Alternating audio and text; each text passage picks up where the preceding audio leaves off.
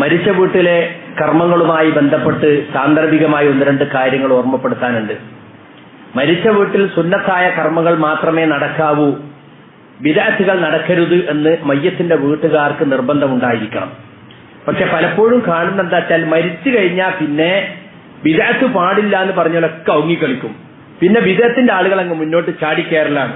എന്നിട്ട് ഓരോ വകയാണ് പിന്നെ എല്ലാം. ജീവിതകാലത്ത് സുന്നത്തിനനുസരിച്ച് ജീവിക്കണമെന്നും തൗഹീദൻ ജീവിക്കണമെന്നും വിചാരിച്ച ആളുകളെ മരിച്ചതിന് ശേഷം തോൽപ്പിക്കാൻ വേണ്ടി മുസ്ലിയാക്കന്മാർ രംഗത്ത് വരും. ഈ മരിച്ചു കിടക്കുന്ന ആൾക്ക് ഇത് ഇഷ്ടമല്ല, ഞങ്ങളിതോടെ ചെയ്യേണ്ടായിരുന്നാലും ഞങ്ങൾ ചെയ്യും, ഇത് ഞങ്ങളെ പരിപാടിയാ.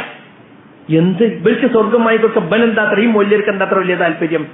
മരിച്ചു കിടക്കണ ഈ ഉമ്മാക്കത് ഇഷ്ടമല്ല. ഞാൻ ഉമ്മാന്റെ മോനാണ് ഈ പറയുന്നത്, നിങ്ങളിവിടെ എണീറ്റ് എന്നാലും എണീക്കൂല, അത് കൊണ്ടരലാണ്, തിരികെ കയറ്റലാ. അപ്പൊ ജീവിച്ചിരിക്കുമ്പോ തോൽപ്പിക്കാൻ കഴിയാത്ത മരിച്ച ശേഷം തോൽപ്പിക്കാൻ വരിക, അതാണ് അപ്പൊ ഈ അർത്ഥം. മയ്യത്തുണ്ടോ ദിക്ർ ചെല്ലരുത്, ഈ മരിച്ച ആൾക്കത് ഇഷ്ടമല്ല. ഞങ്ങൾ ചെല്ലും, നിങ്ങൾ ആരാ ചെല്ലാൻ? മരിച്ച ആൾക്ക് ഇഷ്ടമല്ലാത്ത. അപ്പൊ ജീവിതകാലത്ത് തോൽപ്പിക്കാൻ കഴിഞ്ഞാൽ മരിച്ച ശേഷം തോൽപ്പിക്കാം. അതുകൊണ്ട് സലഫികളെ നമ്മൾ മനസ്സിലാക്കണം, ബിദഅത്തും ഖുറാഫാത്തും മരിച്ച വീട്ടിൽ നടക്കരുത് എന്ന് കർശനമായി നമ്മൾ നിന്നാത്തേ നിൽക്കുള്ളൂ. ആ പുയ്യാപ്പിളല്ലേ, ആ മറ്റവനല്ലേ, നമ്മൾ ഒന്ന് അഴിഞ്ഞോട്ടാ അവിടെ എല്ലാം നടത്തും. മനസ്സിലായില്ലേ? എന്തെല്ലാം ഖുറാഫാത്ത മരിച്ച വീട്ടിൽ നടക്കണത്? മരിച്ച വീട്ടിൽ വന്നിട്ട് അപ്പത്ര അൽഫാത്തിഹ എന്നൊരു ഫാത്തിഹ സൂറത്ത് കുല്ലുള്ളാഹ് കുലൈ റബ്ബിനാസ് എന്നൊരു മരിച്ചവന് പാർസൽ. അപ്പൊ ഓറ്റ മൊല്ലിയിരുന്നു, പിന്നെ ഓന്റെ വക പാർസല്. എവിടുത്തെ കിട്ടിയതാ അത്? ഈ ഫാത്തിഹ സൂറത്തും കുല്ലുള്ളാഹും കുലൈ റബ്ബിനാസും പാർസൽ അയക്കല് ഈ മരിച്ച ആൾക്കായിരിക്കും. എന്നിട്ട് പിന്നെ അവിടെ വന്നിട്ട് ഓതല്, പിന്നെ യാസീൻ പുറത്തുകൊണ്ടേയിരിക്കുക. ഖബറിൽ വെച്ചാലും യാസീൻ. ബസ് എവിടുത്തെ കിട്ടിയത്?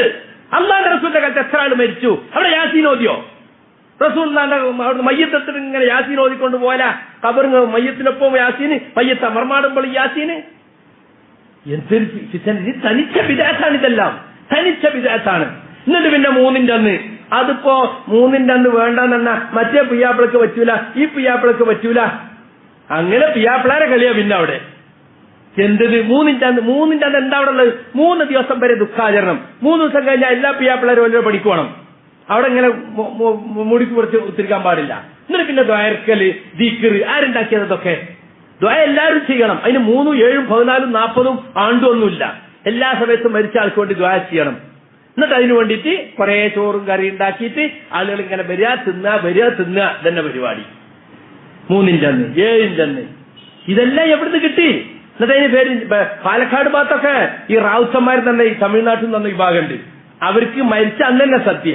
മയ്യത്ത് അവിടെ കിടത്തുമ്പോ തന്നെ പിന്നെ ഇപ്പൊ തന്നെ വലിച്ചു കെട്ടലും മന്തിലിടലും കസാല കൊണ്ടലും ചെമ്പ് കൊണ്ടലും നേരത്തലും ഇറച്ചി മുറിക്കലും ഒക്കെ ജോറ് കല്യാണത്തിന്റെ മായി തന്നെ. ഒറ്റ അങ്ങനെ ഇരുന്ന് ഓതും, ടീവിന്റെ മേലെ തുണിയിട്ട് എടുത്തിട്ട് അങ്ങനെ ഓതുണ്ടാവും. ഇവിടെ നല്ല സദ്യന്റെ ചട്ടവട്ടങ്ങൾ.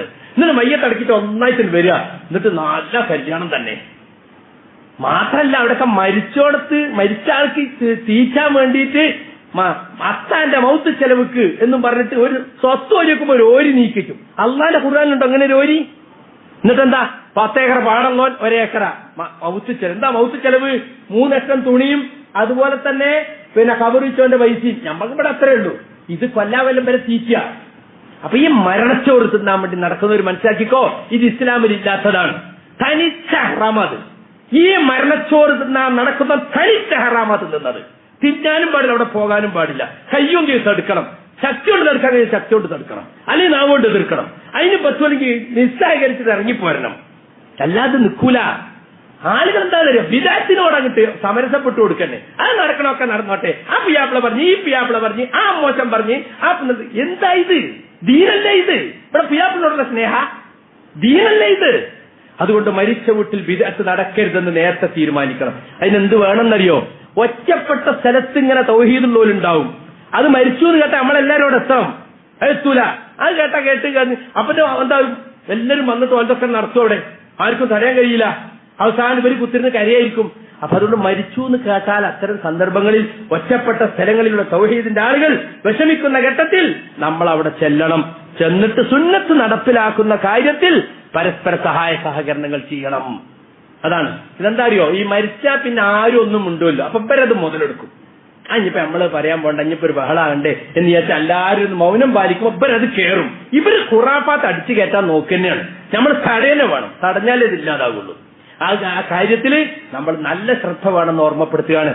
റസൂലുള്ളാഹി സ്വല്ലല്ലാഹു അലൈഹി വസല്ലം സുന്നത്ത് നടപ്പിലാകണം. ഇവിടെ സഹാബത്തും നബിയും കാണിച്ച ദീനാണ് ഇവിടെ നടപ്പിലാകേണ്ടത്. ഇവിടെ പരമ്പരാഗത ഖുറാഫാത്തല്ല നടപ്പിലാകേണ്ടത്.